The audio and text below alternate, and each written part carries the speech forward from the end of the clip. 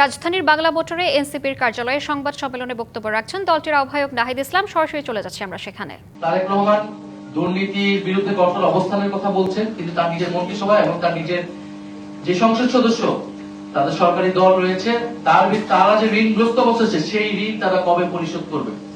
বাংলাদেশের মানুষ সেটা জানতে চায়, বাংলাদেশের জনগণ সেটা জানতে চায়। সেই ঋণ পরিশোধ করে তারপরেই দুর্নীতির বিরুদ্ধে কথা বলা উচিত, কারণ দুর্নীতি প্রতিরোধ আসলে নিজের ঘর থেকে করতে হবে, নিজের দল এবং মন্ত্রিসভা থেকে করতে হবে। ফলে আমরা দেখতে পাচ্ছি যে এই মন্ত্রিসভায় ব্যাপক ধরনের আর্থিক অস্বচ্ছ, দুর্নীতিগ্রস্ত এবং ঋণ খেলাপির অভিযুক্ত, হত্যা মামলার আসামি এই ধরনের লোককে এই মন্ত্রিসভায় স্থান দেওয়া হয়েছে। নিশ্চয়ই কিছু ভালো অভিজ্ঞ লোকদেরকে এই মন্ত্রিসভায় স্থান দেওয়া হয়েছে, আমরা সেটাকে সাধুবাদ জানাই।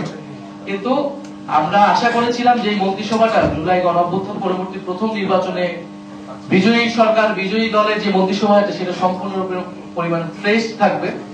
2001 থেকে 2006 দুর্নীতির অভিযোগ ছিল, বিভিন্ন সময় প্রমাণিত হয়েছে এই ধরনের লোকদেরকে কিন্তু মন্ত্রিসভায় স্থান দেওয়া হয়েছে, মন্ত্রী বা প্রতিমন্ত্রী পর্যায়ে স্থান দেওয়া হয়েছে।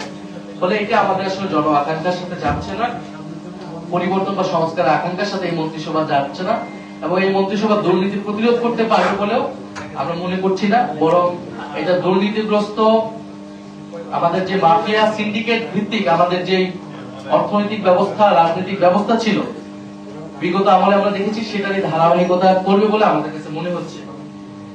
তারপরে এই মন্ত্রিসভায় অন্তর্বর্তী সরকারের গুরুত্বপূর্ণ ব্যক্তিরা এই মন্ত্রিসভায় স্থান পেয়েছে।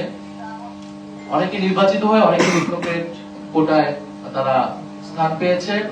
আমরা সেটা নিয়ে প্রশ্ন তুলেছি। অন্তর্বর্তী সরকারের গুরুত্বপূর্ণ দায়িত্বে ছিলেন, এখন তিনি বিএনপির এই মন্ত্রিসভায় স্থান পায়, সেটা কিন্তু অন্তর্বর্তী সরকারের নিরপেক্ষতা, নির্বাচনের নিরপেক্ষতা নিয়ে প্রশ্ন উঠবে।